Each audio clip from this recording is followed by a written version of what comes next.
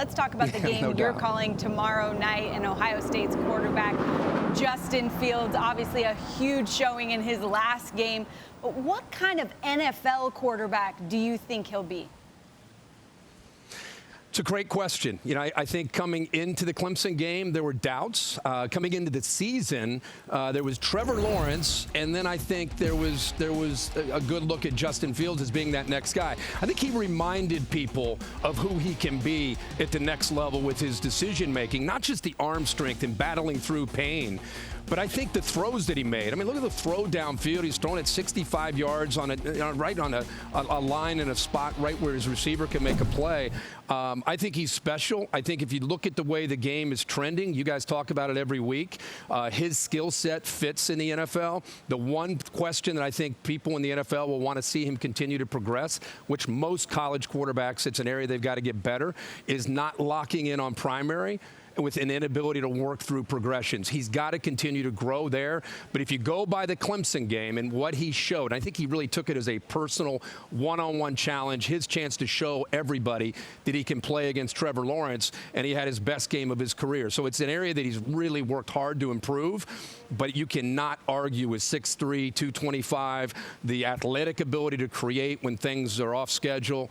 I think he'll be a great pro. I think it's just a matter of him finding the system, picking his skill set to fit into what they like to do. Yeah, Randy and I were talking about this week. This is a guy who can make himself a whole lot of money tomorrow night if he has a big game. On the other side, another guy who's had a big week, Alabama receiver DeVonta Smith. What are your expectations for him tomorrow night?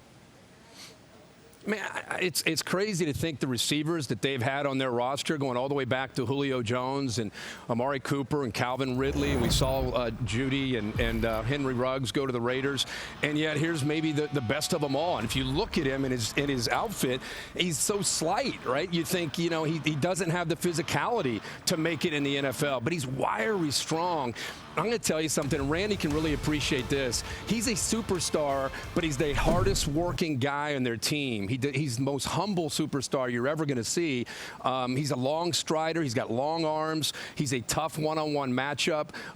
And I just love how he attacked with the practice yesterday. This kid doesn't take a rep off. He's a gunner on the punt team. He returns punts. He returns kickoffs. He's just going to be a guy that wherever he goes, he'll be a breath of fresh air for that organization. They will love his approach to the game. Very similar to Julio as far as just hardest working guy on the team. So Ohio State has their hands full trying to defend him. Najee Harris, there's talk that Jalen Waddle may try to go. Lot of weapons on this Alabama offense. And again, Randy can appreciate going back to the LSU team a year ago and all those weapons, including his son at tight end. It's an offense like that. They have a distributor at quarterback, not maybe to the level of Joe Burrow, but the same kind of philosophy and what they're trying to do. If I'm Ohio State, man, you better bend but don't break. Try to make them execute and score touchdowns in the red zone. You cannot give up the explosives to DeVonta Smith and company.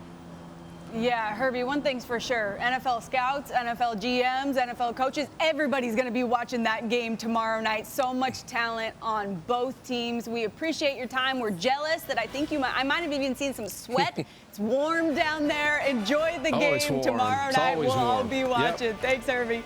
Don't miss the College Football Playoff National Championship presented by AT&T.